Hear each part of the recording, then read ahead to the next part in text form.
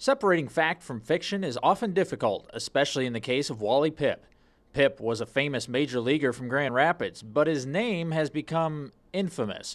In 1915, he joined the Yankees for the first of his 11 seasons in the Bronx. If they'd had all-star games when he played, he'd have been an all-star. Playing in what is now known as the dead ball era, Pipp led the American League in home runs in 1916 and 1917. He was noted for his fielding. He was a very good fielding first baseman. In 1923, Pipp was on the first of the Yankees' 26 World Series winning teams.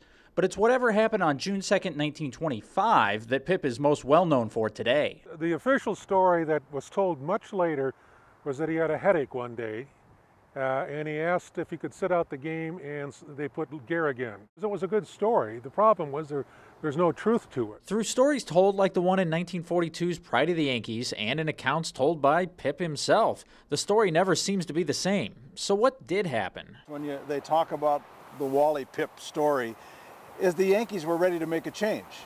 They had a tremendous young ball player in Lou Gehrig, and they wanted to bring him up and they wanted him to play. It's significant because from that day on, Gehrig would play in 2,130 consecutive games.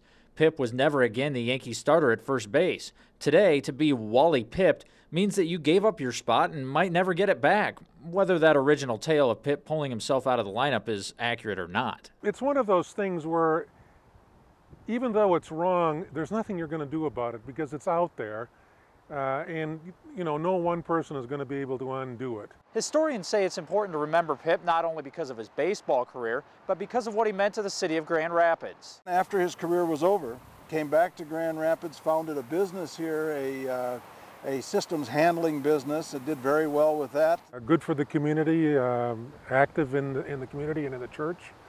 Just a real decent guy. Pipp left a strong legacy in Grand Rapids and an infamous legacy in the history of baseball, whether it's fact or fiction. In Grand Rapids, Michigan, Matt Nelson, KCRG, TV9 Sports.